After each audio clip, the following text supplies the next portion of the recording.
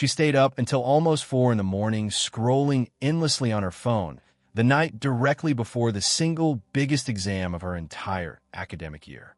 Not because she was genuinely relaxed about it. Not because she truly did not care about the outcome at all.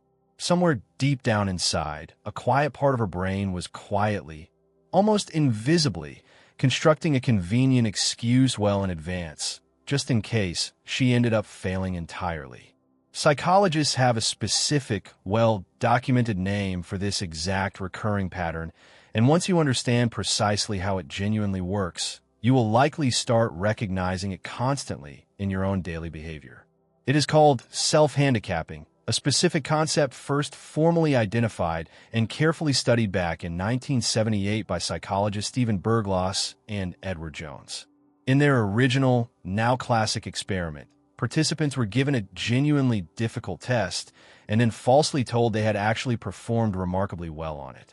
Afterward, participants were then offered a genuine, deliberate choice between two very different pills before taking a second, similar test.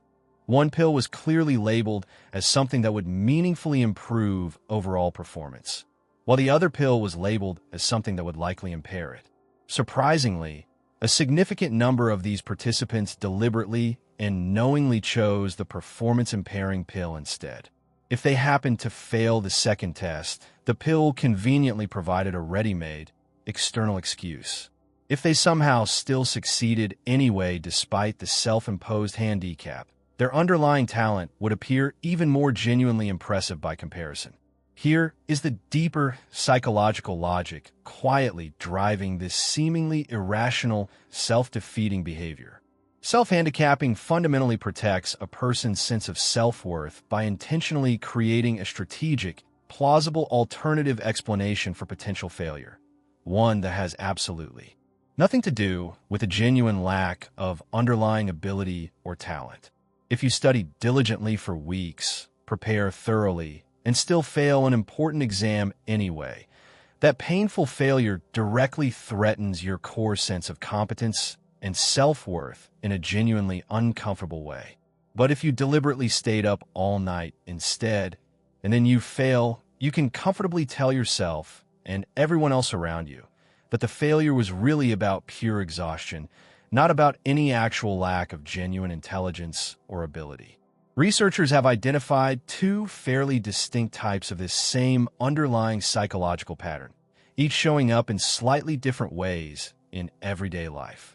The first is called behavioral self-handicapping, which involves actively creating real, tangible obstacles ahead of time, such as procrastinating heavily, going out drinking the night before an important event, or simply refusing to practice or prepare at all.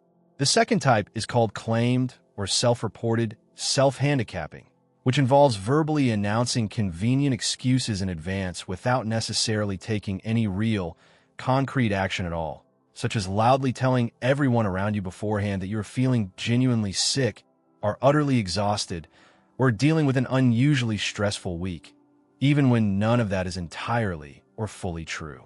This pattern shows up constantly across an enormous range of everyday, ordinary situations.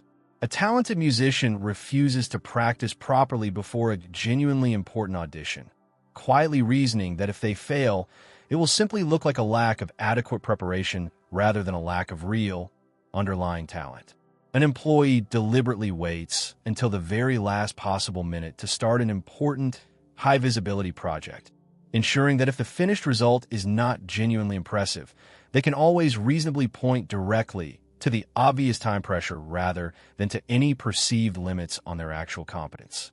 A person avoids consistently working out at the gym specifically because if they never genuinely try their absolute hardest, they can never technically fail at reaching their fitness goals in the first place, at least not in any way that clearly reflects on their true underlying physical potential. Consider a fairly familiar scenario involving public speaking. A person scheduled to deliver an important presentation deliberately avoids rehearsing it out loud, choosing instead to quietly glance over the slides just once the night before. During the actual presentation, their delivery understandably comes across as noticeably shaky and somewhat unpolished.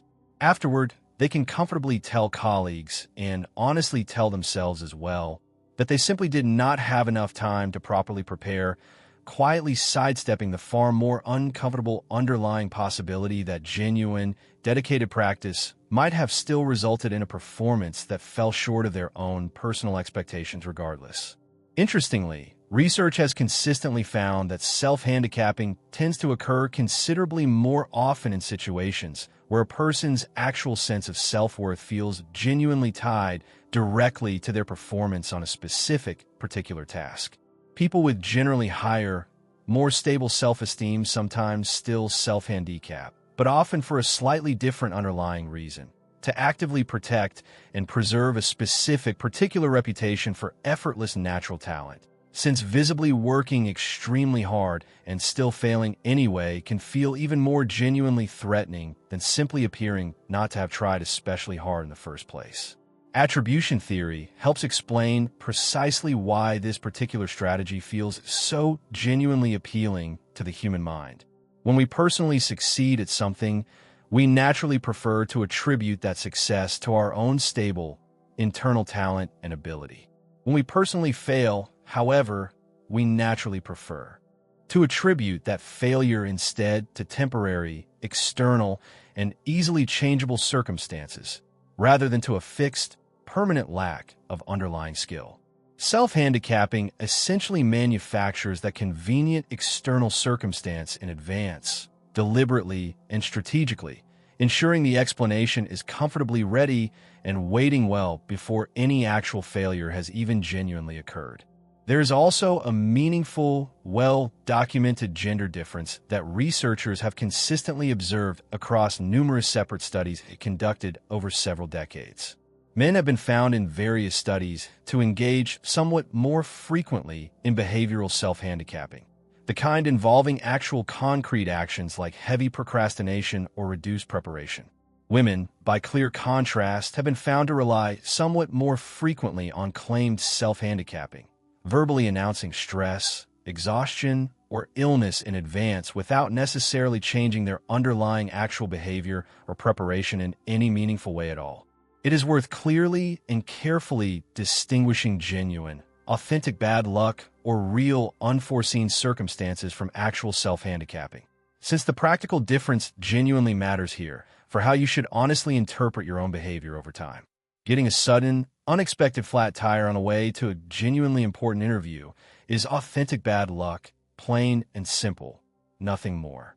But consistently and repeatedly leaving exactly enough time that a single, minor, unexpected delay would reliably make you meaningfully late over and over again across many different important situations is a completely different and considerably more telling pattern that is well worth honestly and carefully examining. The genuine irony of self-handicapping is that it frequently ends up creating precisely the exact outcome a person was originally, unconsciously trying so hard to avoid in the first place. Repeated procrastination gradually and measurably erodes real skill development over time, month after month, year after year. Consistently reduced preparation reliably leads to consistently reduced actual performance across nearly every meaningful area of life. In the short term, temporary psychological protection it genuinely offers comes at a real, meaningful long-term cost. Opportunities not fully seized, skills not properly developed, and a persistent, nagging uncertainty about what a person might have actually been capable of achieving if they had simply honestly tried their genuine best from the very beginning. Breaking this particular pattern generally starts with simply and honestly recognizing it clearly in the exact moment it actually happens in real life. The next time you notice yourself constructing a convenient excuse well in advance before you have even genuinely attempted the task at hand, it is well worth pausing and asking yourself directly, am I protecting myself right now from a specific, painful outcome, or am I actually protecting myself from ever truly finding out what I am genuinely capable of achieving? If this finally explained a pattern you have quietly noticed in your own life, hit like, share it with someone who always seems to sabotage themselves right before something important, and subscribe for more real psychology explained clearly.